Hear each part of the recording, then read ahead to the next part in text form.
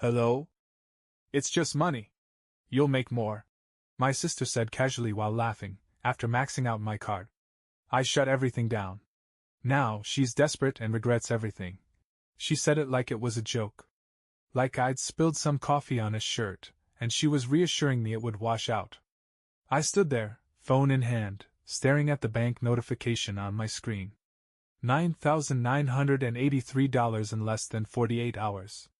Charges from boutiques, high-end spas, club entries, and luxury restaurants, none of it essential, none of it survivable if I didn't step in fast. My heart pounded, not because of the money, but because of her smile. That laugh. Like I was just a character in her sitcom, the doormat brother with a limitless bank account. My name's Daniel. I'm 34. I work in finance. I pay my taxes early. I don't miss birthdays, I answer late-night calls. And for the last 7 years, I've been my younger sister Madison's entire safety net. After our parents passed, she crumbled. I stepped in. I paid her rent. Covered her therapy. Her car. Groceries. I even paid off her student loans quietly, because she cried once about how interest was ruining her aura. But this was different. She just lost her job. Again. Her 5th in 3 years. Said she needed a little help until she was back on her feet. So, I gave her a card under my name. Just the basics, I said. Essentials only. And she responded with, "It's just money. You'll make more." That sentence? It didn't make me angry. Not right away. It made something in me go quiet. Like a switch flipped off. It didn't take long to realize this wasn't some innocent misunderstanding. No moment of, "Oh, I thought you meant essentials like a $400 massage." No, Madison knew exactly what she was doing. I sat down at my kitchen table that night and started combing through the charges. Each one painted a clearer picture of who she really was when no one was watching. Friday night, $1,200 at a rooftop lounge in Manhattan. Saturday, a boutique in Soho.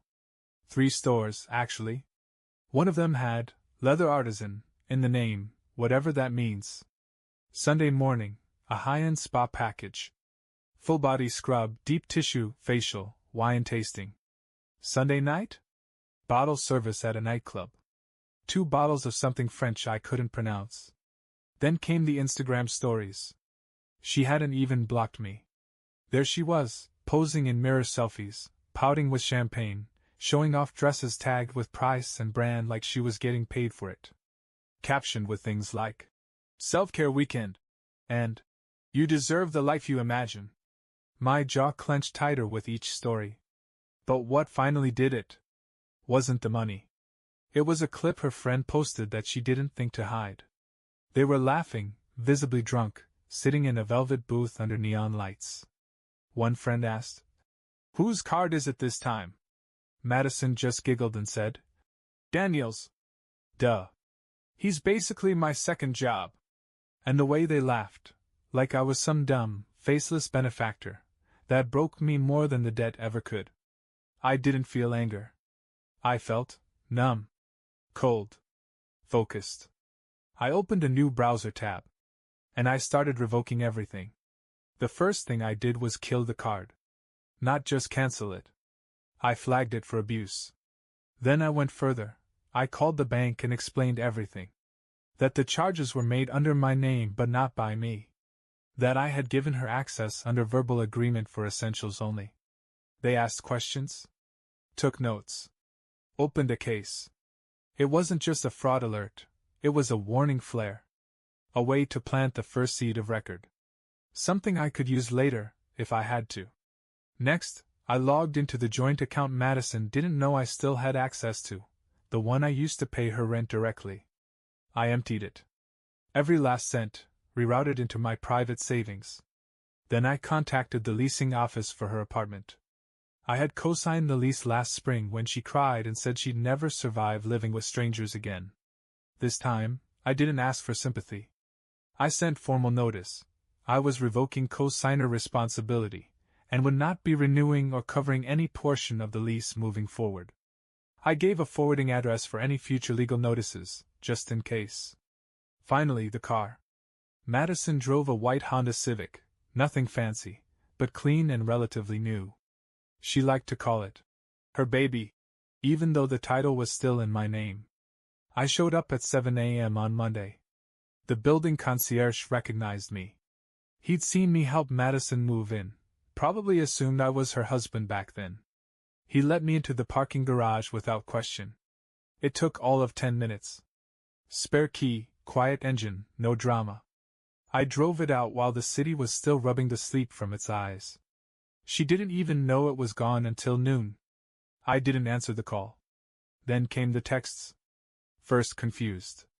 Then furious. Then panicked. Where's my car? Did you cancel the card? Why can't I log in? Are you serious right now?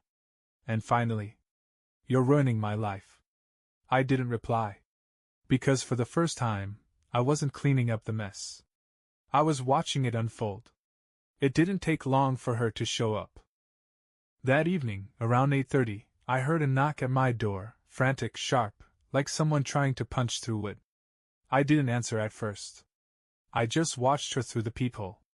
Madison was pacing in the hallway, phone in hand, yelling into it. I could only hear pieces. He took everything. I don't care what the lease says, you said I'd be covered.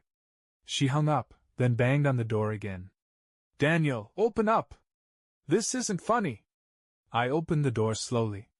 She looked different. Not made up or poised like she was on social media. Her hair was a mess, makeup smeared, eyes bloodshot. She looked scared.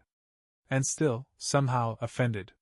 You took my car, she snapped. I did, I said flatly. And you shut off the card? Correct. She stared at me, as if waiting for a punchline. When it didn't come, she tried a different tactic, arms folded, leaning into that familiar bratty tone. You're being dramatic. It was one weekend. $10,000. I corrected her. In 40 hours. You didn't buy groceries. You bought champagne, boots, and a massage called the Goddess Awakening. She scoffed. You're rich. You always said money comes and goes. I stepped closer. Calm. Controlled. I wanted her to feel it. And I meant it, Maddie. Money does come and go. But respect? That's different. Trust? That's earned. And you torched both. She rolled her eyes. Oh my God, it was just a weekend. No. I cut her off. It was a revelation. Of who you really are. And that's what made this decision so easy. She blinked. Realized something had shifted. I'm done, I said. No more rent. No more bailouts. No more cars, cards, or cosigns. You're on your own. The silence between us felt like glass. You can't just abandon me, she whispered. I stared at her. Not cold. Just clear. You did that first. Then I closed the door.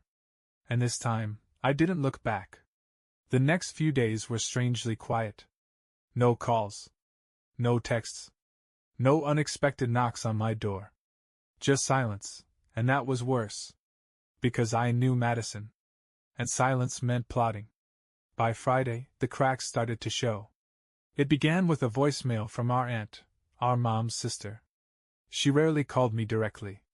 She was Madison's go-to for gossip, someone who never asked questions as long as the stories were juicy and the wine was flowing. But this time, her voice was tight. Daniel, hey. I don't want to get in the middle, but Madison showed up at my place crying. Said she was locked out of her apartment and you repossessed her car? I don't know what's going on, but you should talk to her. I didn't respond. Later that day, I got an email from the apartment complex. Apparently, Madison had stopped by the leasing office to demand they remove my name from the lease and extend hers another year, claiming she was the sole responsible party now. The manager, thankfully, remembered what I'd said earlier that week and refused. She'd been served a 30-day notice instead. I started hearing from mutual friends, people I hadn't spoken to in months. They were confused. Concerned. One even sent me a screenshot of Madison's latest Instagram caption, which had been edited 3 times already. Betrayed by the one person who was supposed to protect me. Family doesn't act like this. Then another edit. I gave him everything. And he left me to suffer. Then finally. No one ever wants to see a strong woman win. The comments were a war zone, some blindly supportive, others calling her out. A few people tagged me directly. I didn't reply to any of it. Let her burn through the sympathy she borrowed on credit. But the worst hit came Saturday. A message from her landlord, unpaid rent. Multiple months behind, apparently. I had been paying it directly through autopay, never even noticed that her portion had slowly disappeared. When I shut everything off, the full amount became due. And she didn't have it. And then the car. She texted me one final time that night. I hope you're happy. I lost everything. She meant the car was towed from the parking garage where she'd abandoned it after our confrontation. I'd already started the repossession process. Insurance cancelled. Title transfer underway. I wasn't wasting another dime. I didn't reply. Sunday morning, I got a message from someone unexpected, Kevin. Madison's ex. We'd never been close, but I respected him. He was one of the few good people she'd ever dated, and probably the only one who tried to ground her instead of enabling her chaos. His message was short. Hey man. Just heard what's been happening. I know it's not my place, but I want you to know, you did the right thing. I stayed quiet too long. She burned me the same way. Took me years to fix the damage. I stared at the message for a long time. Then I replied. Thanks. I'm just sorry it took me this long. And that was it, the moment I realized I wasn't just cleaning up a financial mess. I was breaking a cycle. One that Madison had danced through her whole life, thinking someone else would always catch her when she fell. But not this time. This time, she was going to learn what it felt like to hit the ground. I don't know what Madison expected when the money dried up. Maybe she thought someone else would swoop in, a friend, an ex, some new admirer with a savior complex and a luxury apartment. That had always been her pattern. But this time, no one came. I didn't realize just how fast her world had unraveled until I got a call from a blocked number. I never picked those up. But something told me to answer. Daniel? A quiet voice said. It's Olivia. Olivia was one of Madison's oldest friends. More like an on-again, off-again partner in crime. They used to travel together, party together, post perfectly filtered selfies that made them look like heiresses. But Olivia was different, quieter, a little more grounded. I know we haven't talked in a while, she continued. But I thought you should know. She's not okay. I didn't say anything. She's couch surfing, Olivia went on. Tried staying with me, but she got into it with my roommate. She's been calling everyone. Crying. She's not eating much. Says you turned everyone against her. That part made me pause. I hadn't said a word to anyone, aside from that message to Kevin. I didn't post anything. I didn't go on some campaign to ruin her reputation. I just stopped shielding her. And apparently, without my silence, the truth spoke loud enough. She mentioned the car, Olivia said. Said you took it to punish her. I exhaled slowly. She told everyone I cut her off without warning, didn't she? There was a pause. Yeah, she admitted. But she also told me about the card. The weekend. So she's admitting to it? Sort of. She calls it a misunderstanding. I had to laugh at that. A $10,000 misunderstanding, I said. Another pause. She's scared, Daniel. Says she might lose her apartment next week. She already did. Olivia was quiet. I'm not heartless, I said finally. But I'm done being used. And if she wants to fix this, she's going to have to start with honesty. There was a long silence before Olivia said, I'll tell her you said that. I thanked her and hung up. Later that night, Madison tried again. A text. Just one. I get it now. I'm sorry. Please, can we talk? And for the first time in months, I felt something other than frustration when I saw her name. I felt peace. Because I wasn't going to reply. Not yet. Let her sit in it. Let her feel the weight of everything she'd taken for granted. A week passed. No texts. No calls.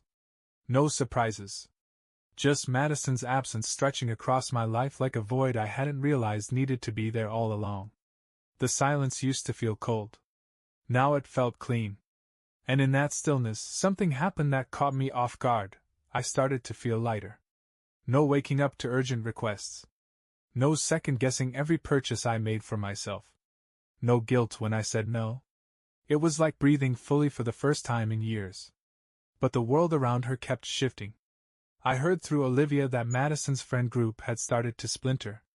People she used to drink with, travel with, lean on, they weren't answering her calls anymore. Not because they hated her. But because once the brunch tabs and weekend trips stopped being paid for by someone else, she wasn't as fun to keep around. Even her Instagram, the curated temple of her lifestyle, started to crack. Glossy filters gave way to cryptic quotes about betrayal. Grainy selfies replaced polished poses. Eventually, she stopped posting altogether. And still, I stayed quiet. Then one morning, I got a letter. Not a message. Not an email. A physical letter, handwritten, in shaky cursive. That alone told me everything I needed to know. It was from Madison. Daniel, I don't expect you to forgive me. I wouldn't if I were you. I know I messed up. I thought you'd always be there. I thought I could just keep floating. But now I'm drowning, and I finally get it. You were the only reason I was staying above water. I was selfish. I lied. I used you. And you didn't deserve that. I don't have anyone left, and that's my fault. But I need to ask, just one more thing. How do I start over? No excuses? No begging. Just a question. I sat with that letter for a long time. I didn't cry. I didn't rush to respond. I just felt the weight of it. Madison wasn't looking for a bailout anymore. She was asking how to stand. And that, finally, felt like something real. I didn't respond to the letter right away. Not because I didn't care, but because I wanted to make sure I wasn't slipping back into the role I'd always played. The fixer. The forgiver. The one who steps in with a quiet sigh and a spreadsheet, ready to undo the mess. I wasn't that man anymore. For the first time, Madison was standing at the edge of her own wreckage, not mine. And the truth is, there's power in letting someone sit with their consequences.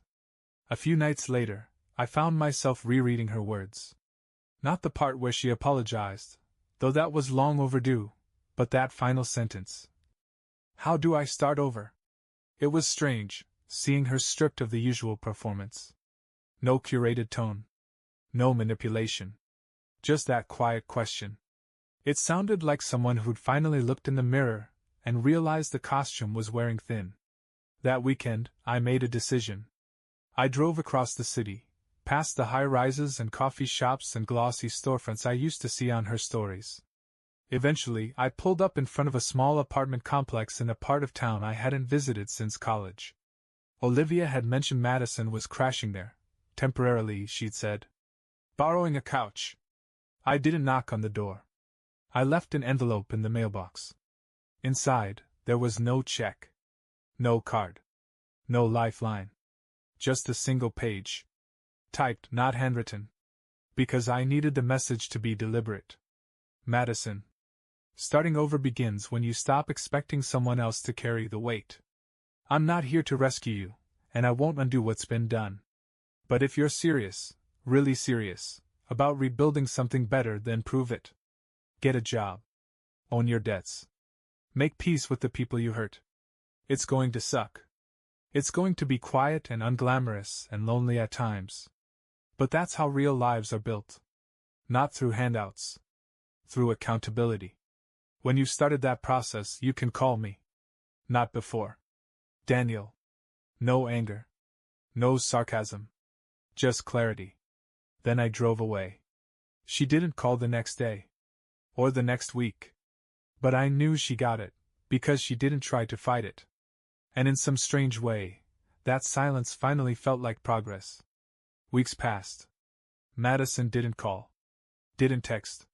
Not even a vague quote on Instagram or a subtweet. It was eerie at first. But eventually, I stopped waiting for the other shoe to drop. I think part of me expected her to lash out again. Twist the narrative. Tell friends I was abusive or vindictive, spin some tragic tale of a heartless brother who turned his back on her when she needed him most. But she didn't. Instead, I heard from Olivia again. She called one evening while I was cooking dinner. I almost didn't pick up, but something in me, curiosity, maybe, did. "Hey," she said. "I thought you might want to know. Madison started working." I didn't say anything. "She's waitressing at a diner downtown. The one on 18th near the corner." She didn't tell anyone at first. "Just showed up, filled out the application, and started last week." Waitressing. Madison. That hit harder than I thought it would. Not because it was beneath her, but because it was the first time I'd heard of her doing something that didn't involve shortcuts or spectacle. No filters, no manipulation, no performance. Just work. "She's not great at it," Olivia added with a light laugh. "But she shows up. And she doesn't complain. I think she's trying." That sentence landed differently. I sat down at the kitchen table and let it soak in. There was no satisfaction in hearing she was struggling. No triumph in her reduced circumstances. Just a quiet, unfamiliar feeling that maybe, she was learning what it meant to live a life she built herself. Later that night, I pulled up her social media out of habit. The last post was from 3 weeks ago, a picture of a cup of black coffee on a scratched-up table, with the caption, "Starting over tastes like burnt diner brew. But at least it's mine." No hashtags. No geotag. No selfie. It was honest. That's when I realized I wasn't angry anymore. I wasn't bitter or vengeful. I was just done being her gravity. She was walking on her own now. I closed the app, finished my dinner, and didn't think about her again for the rest of the night. And for the first time in years, that felt like peace. She called last week. Not to beg. Not to ask for anything. Just to say thank you for stopping. She said it quietly, like she was still learning how to say real things without dressing them up. And I just listened. No lecture. No. "I told you so." When we hung up, I didn't feel victorious. I felt free. Bye-bye.